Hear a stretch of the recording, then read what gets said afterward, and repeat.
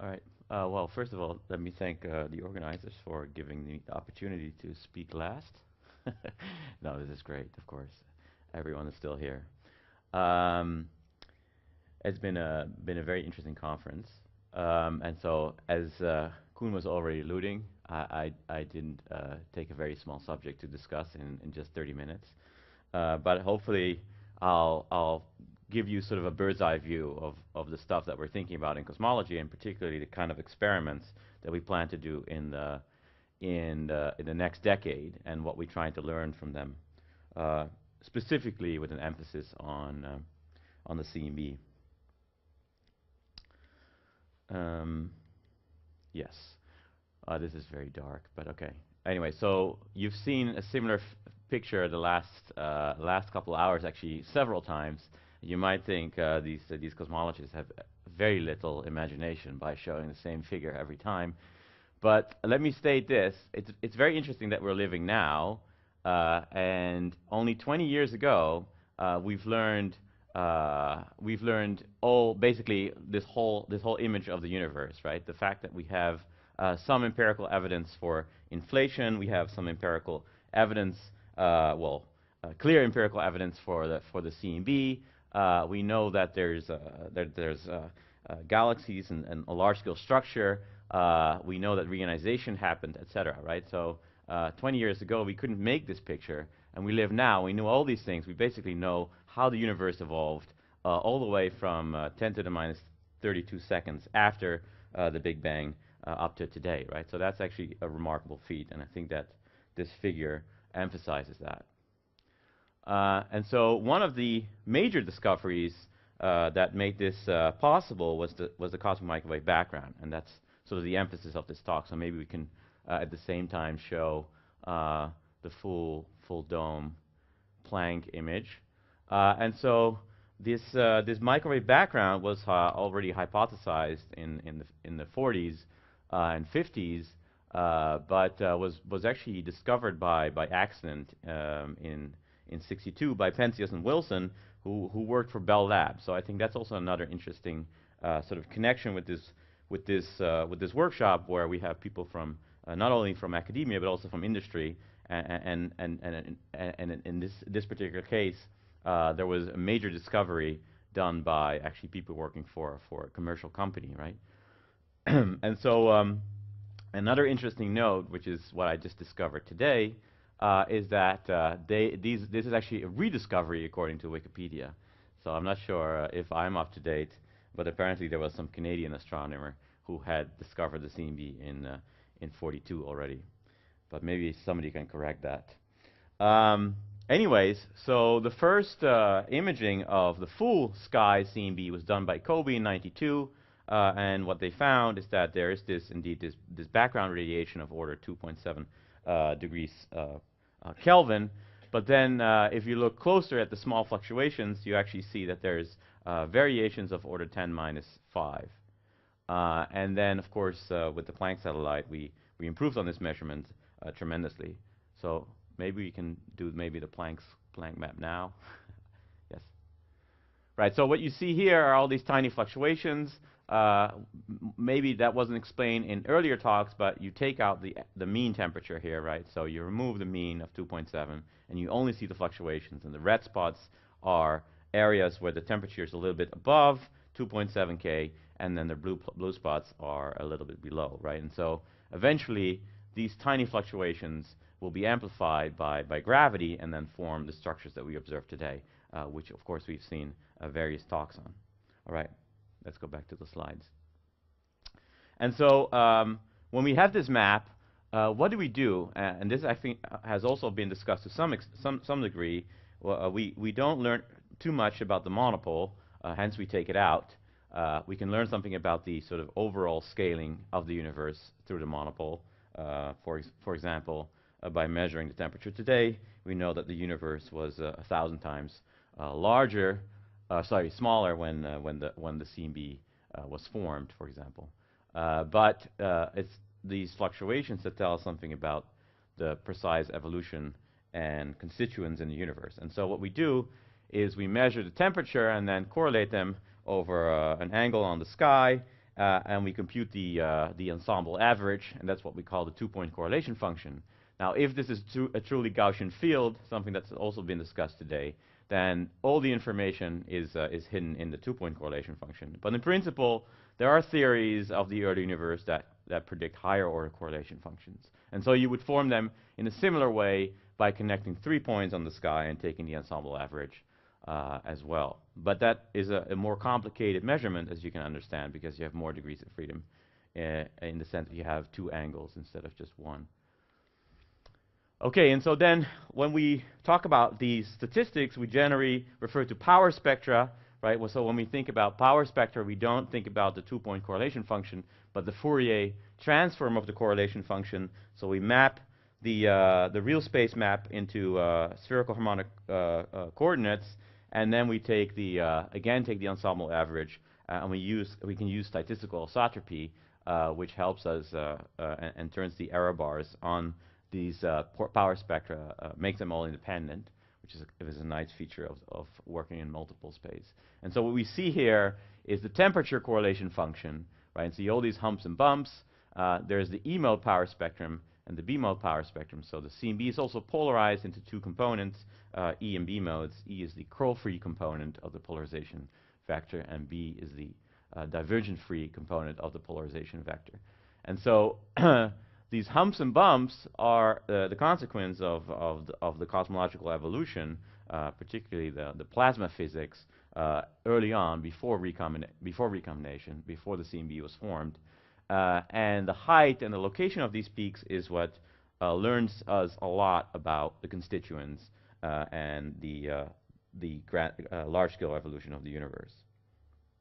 And so what does it tell us? So again, we've seen this sort of similar plots before. We've talked about the various constituents, particularly about dark energy and dark matter, and the fact that there's only very few baryons in the universe today. And on top of that, from these measurements, we can infer something about the initial conditions. And it turns out the initial conditions are extremely simple.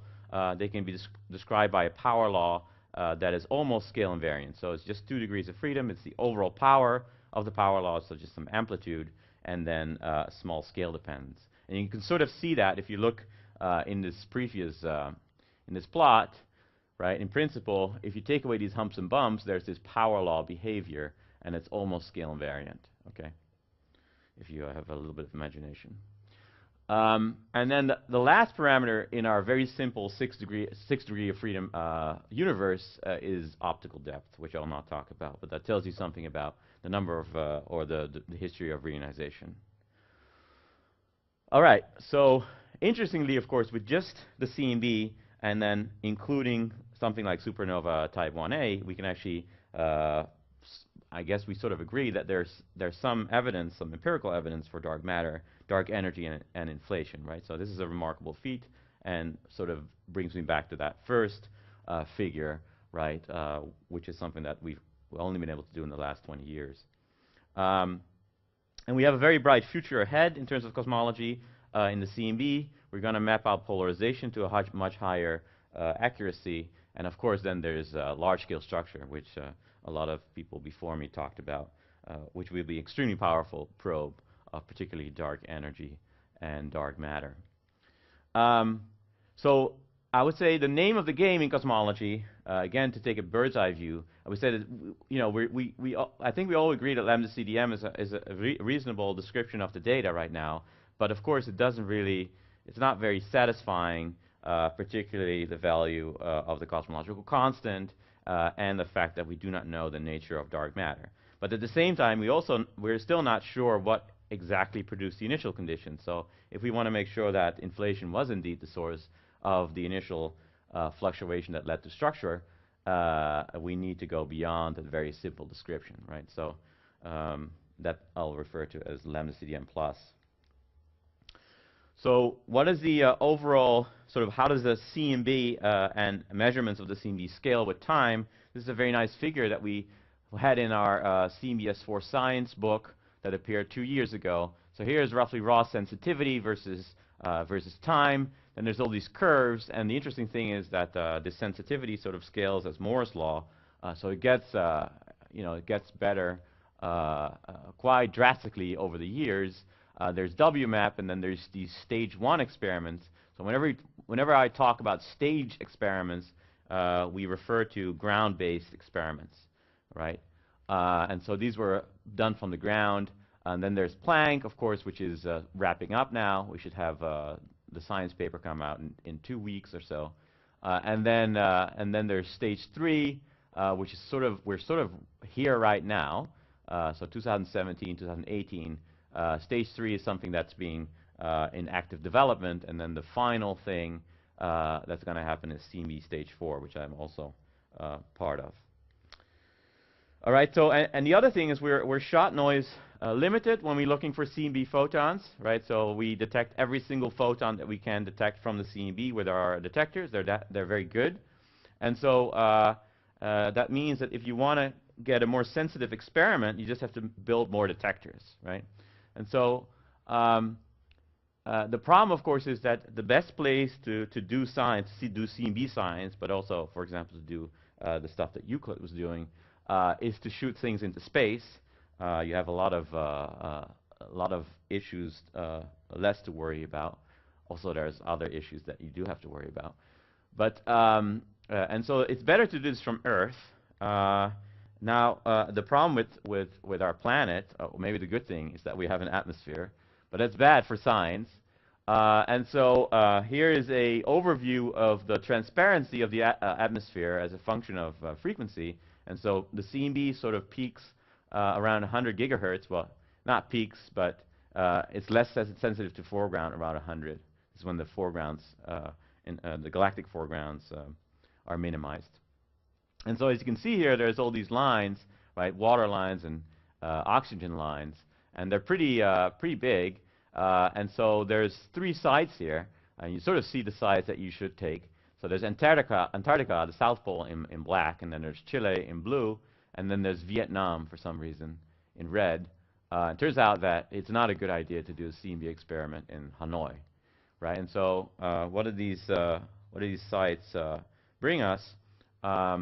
So there's these ongoing and upcoming experiments at both these sites.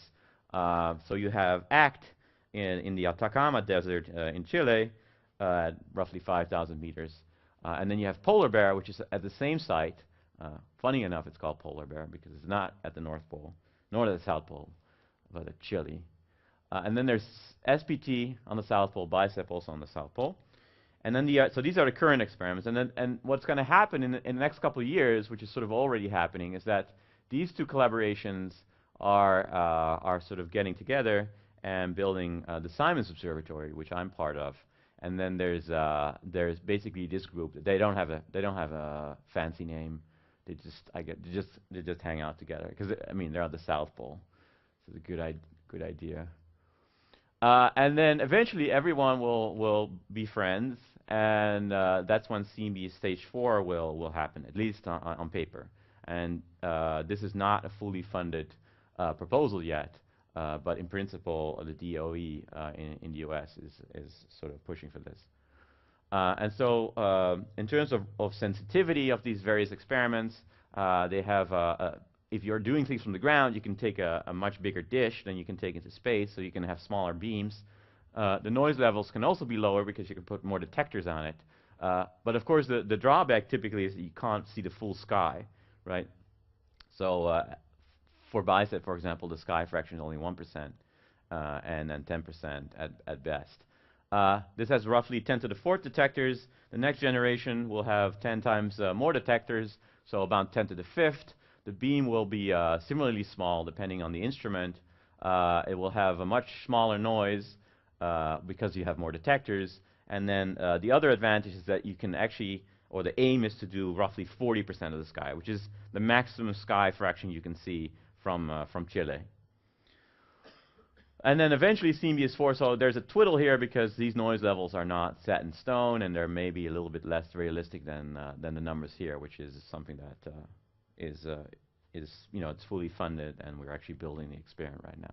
So just to give you an idea of these sites, so this is the SPT site, which is as I think Hank was saying, is it's a fun place to go for a very long night because it starts. I don't know when it starts. I guess it starts in April and then ends in November or so.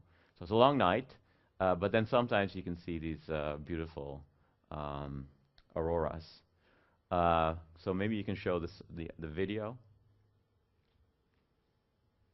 Right. So this is the other site. So this is Chile in the Atacama. This is Atacama Desert in Chile. So here's this is ACT right here. So that's a relatively large dish inside, but it has a very large ground screen, and there's a bunch of people working here.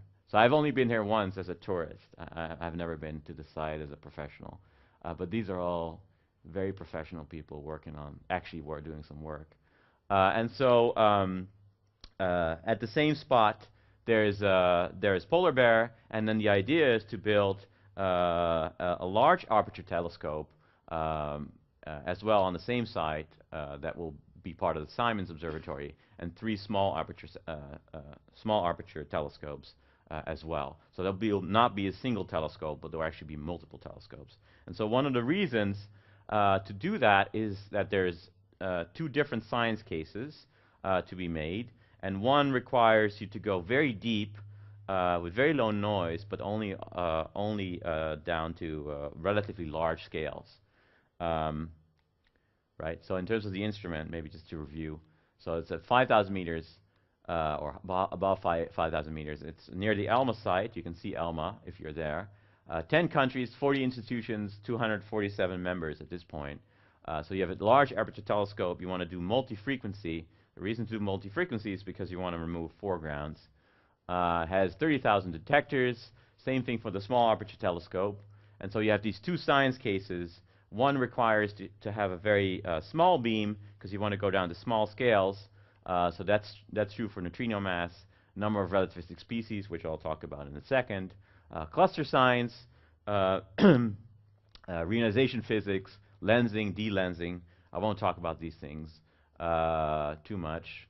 And then there's the small aperture telescopes, which is primarily aimed at detecting primordial gravitational waves from inflation, right? And so gravitational waves decay as they enter the horizon, and therefore you can only observe them on very large scales. And so for that reason, a small aperture telescope is ideal. So first light is expected in 2021. So now I'm just going to highlight 2 science cases, which I think are pretty interesting also in the concept of new physics, and also, to sort of complement the stuff that people have been talking about in terms of dark matter and dark energy. And so there's this parameter, n effective, which stands for the number of relativistic species. So if you only have neutrinos, there are 3 of them. But in principle, if you have any degree of freedom, any particle, so here's a bunch of particles with different spins, and if they thermalize before the QCD phase transition, they still have an effect on this n effective parameter, right? So what happens is if you change the number of relativistic species, you change, for example, matter radiation equality, and that shifts these peak around in the temperature and polarization measurements, right? So you are sensitive to this change. And what you see here in this plot is this freeze-out temperature versus the sort of delta n effective that you get. And so these different particles can give you, even in the limit where it freezes out way before the QCD phase transition, you can get these small corrections to n effective, which is pretty cool, and in principle could potentially probe new physics and new particles, right? So that's kind of neat. The second thing, in terms of fundamental physics, is the possibility to have gravitational waves. Okay, I have to hurry up, I guess. It's gravitational waves. So this is measured through the tensor to scalar ratio. Naturally, r is less than 1. In this plot, what we show is the scale dependence of the scalar sector of fluctuations from inflation in terms of an s. So this is a small number, and then there's r. And you always see these plots because on the plot you can put points that represent inflationary models, right? So by drawing these ellipses, you can put your favorite model on here and see whether it's excluded or whether there's a detection, for example, right? And so people have claimed that this is a smoking gun for inflation, and I would say it's probably, I mean, you can have very small levels of tensors, but it's harder to do. Okay, so given that we are in this or at this workshop to talk about information in the universe, I thought it would be interesting to just list the things that limit our information extraction, right? So I don't think we have seen such a list. So first of all, we're limited by the horizon. Of course, we can't see stuff that's outside our causal horizon. And also in cosmology, we're limited by cosmic variance, so the fact that there's only one universe. We're also limited by information loss. We have seen some of this, right? So due to nonlinear processes, information can actually get lost, and you get rid of the pristine initial conditions. There's also another, well, it's not a, I mean, it's just the fact that we don't have, you know, a uniform sheet of photons and gravitons coming toward us, right? We need messengers that can actually tell us what is inside the universe. We're limited by foregrounds, so we're inside the galaxy. It would be much better if our planet was outside the galaxy. We would see much more. But of course, there's a way to get around that by doing, for example, multi-frequency measurements. We're limited by technology, right? So we need to convert those photons and gravitons into voltage, and that's just, you know, whoever comes up with the invention to do so. It's sort of limited by that. We also saw in Hank's talk that we're limited by systematics, right? There's known unknowns, and then there's unknown unknowns, and of course, eventually this will sort of break us up. Then I had two other things that I'm not sure if I mean, maybe they're not that they're outside of our control. So we're limited by costs. Of course, if we had all the money in the world, we built like whatever we want, and we observe the universe all day. And then I put this other thing, limited by cosmic coincidence. So the fact that we live today, turns out we live in this transition between a matter-dominated universe and a cosmological constant-dominated universe. And so you might imagine that a civilization like 2 Hubble times from now would only see the cosmological constant and wouldn't know anything about matter, or very little. But of course, they might be able to better measure W then. You know, so it also depends a little bit on what time you live in the universe. In any case, I wouldn't say we've reached any of these limitations. How much time do you have left? Did I have 30 minutes? No. Okay, 5 minutes. Okay, good. Okay, so in terms of the CMB, as I said, I think CMB at stage 4 will be the ultimate attempt to measure the power spectrum. Just to show you, unfortunately, this just broke off. But as a function of multiple L, here's the number of modes that you can access. And so in this red line, this is cosmic variance. And so in black, you see that the temperature TT, so Planck TT, is almost cosmic variance limited, and so was TT of WMAP. But E is nowhere there, right? So we're very far away from how well we could measure the CMB. So there's still a lot of improvement, and CMB-4 will sort of reach that limit. In terms of other higher order correlation functions, I don't think will ever be done in the CMB because it's up to your imagination what you want to measure, right? If you want to measure the 12-point function in the CMB, good luck. But you know, that means somebody can do that even 50 years from now with the same data they want to. And then I won't talk about this. This is something else that you could do with the CMB in the very far future, hopefully. So although it's just a 2D surface, in principle there's some 3D information. As discussed, lensing is another way. So the CMB can also be lensed. And then in principle you can also see clusters to the Zhonyov-Sldovich effect. And so in some sense you can actually probe structure between us and the last scattering surface, which actually provides you some information about the structure in the universe in a 3D sense, right? And so there's this interesting example which is known as polarized Zhonyov-Sldovich effect. Just to give you an idea, this is very hard to see. Anyways, so the idea is that if we have a CMB, the CMB contains a quadrupolar modulations, right? And so what happens if you have a background of quadrupolar modulation and you have a free electron in the foreground, then the free electron can actually scatter that, Thomson scatter that, and produce linear polarization. This is exactly how E modes are produced, and so that can also, so that happens during recombination, but any free electron in the universe can do this. And so what happens after this photon gets scattered, it gets polarized, and if that then reaches our detector, in some sense, this electron can be considered as a local observer at a given redshift. So imagine that these electrons could talk to us and tell us what they see. Then, of course, we could fill the universe with sort of electron observers, if you will. And so they tell us about their local quadrupole, right, and then send that information to us, and so you can fill the universe and reduce cosmic variance, for example, which is kind of an interesting idea. So, of course, in the end, we'll have to go beyond the C and B and focus on large-scale structure, as discussed. But this will be limited by the amount of tracers. Of course, at some high redshifts, there's no more galaxies. And so one way around this is to go into intensity mapping, which is basically the idea that the universe is filled with a very dominant component, which is hydrogen. And hydrogen produces a 21 centimeter photon due to the dynamics of the proton-electron pair spin, something that's what's discussed 2 days ago. And so in some sense, given that it sort of is, omnipresent in the universe, you can actually provide a map of the universe all the way to redshift 1100, right? All the way up to the last scattering surface, right? And so this is the idea. So this is the brightness temperature of this spin flip, or basically of the 21 centimeter field against the C and B. And so at very high redshift, so this is high redshift, it's an absorption against the C and B. And then later on, when the reionization starts, you get this emission, right? And then all the way here, it sort of dies out.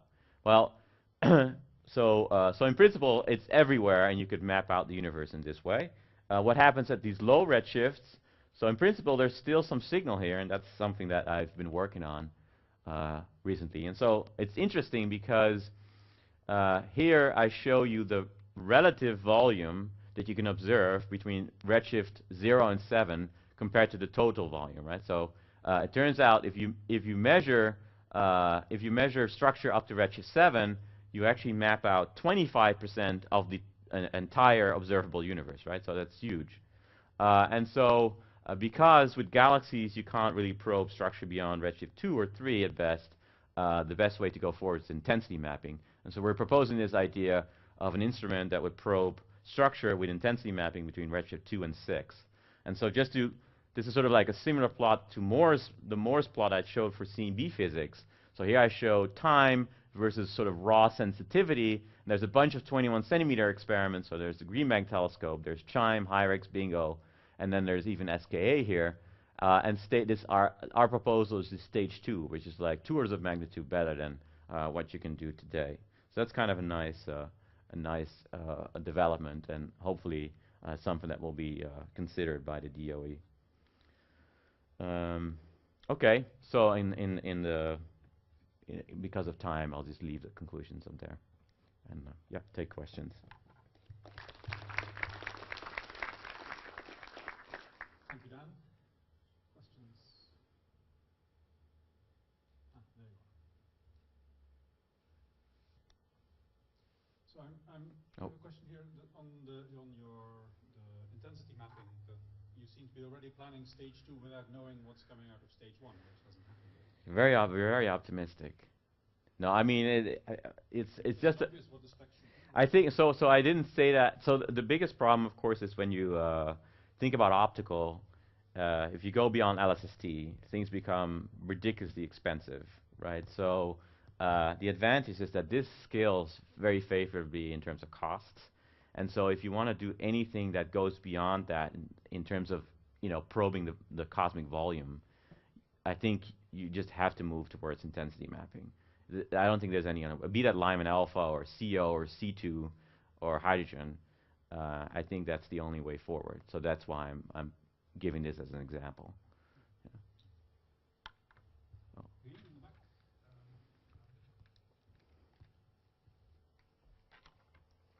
Thanks for this excellent overview, Daan. But there are two anomalies that you didn't mention, and I would like to hear your opinion on. The first one is the cold spot. and the other one is the bunch of modes around 5 degrees, which seem to systematically deviate from LCDM. Well, the cold Both in the spot, spectrum. right. So the cold spot, I really don't have a very strong opinion about that, to be honest. I mean, people have looked at this extensively. Some people claim that that it is a large enough anomaly to take seriously. Other people say it's just a fluke or it can happen. It can happen in a lambda CDM universe, right? So I don't think you see it in the power spectrum, so it makes it harder, right, to detect the cold spot in the power spectrum. Yeah, so I don't have strong opinion about that. Regarding the 5-degree anomaly, so that's around, is that the one around L30? Yeah. So we just had a conference in Cambridge, which was organized by George Estatu and was mostly focused at the H naught, the fact that H naught measured in the local universe is different from H naught measured by Planck and BAO. And he said it's not a problem because he just thinks that the local universe is, it's just systematics. So he's not worried about that. What he is worried about is this L equals 30 dip. So he thinks that that's the only thing that's in the scene B that is worth considering or attributing to new physics. But I mean, the problem is you can't really improve on this. Right? Your cosmic variance is limited. And you need to have a theory then to say, well, maybe there is such a similar feature in polarization. But then you would have to, like, it's sort of, you're doing this after you've already observed things, right? So it's a little bit hard to make that significant in that sense. So there was another question, but I don't know where it was. Oh yeah, Hank. Wow. How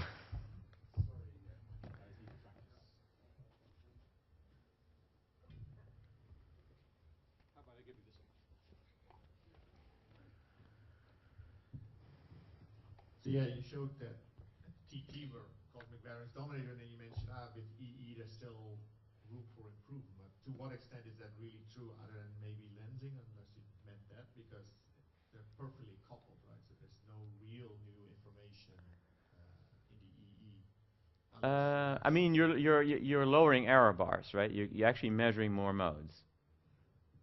But if they're completely coupled, if they're predicted, so if you're still cosmic. Well, I mean, there are new modes to the extent that they're rescattered, right? So they're correlated, and that's their TE correlation. But they're still, I mean, you have to measure them to get you literally get lower error bars by adding that information, right? So, and of course on small scales you gain a lot because the foregrounds are less polarized, right? So that really helps you go down to much smaller scales, and that indeed helps you a lot with lensing. Yeah. Okay. Thanks very much. Right. And I suggest we thank all the speakers of this very interesting cosmology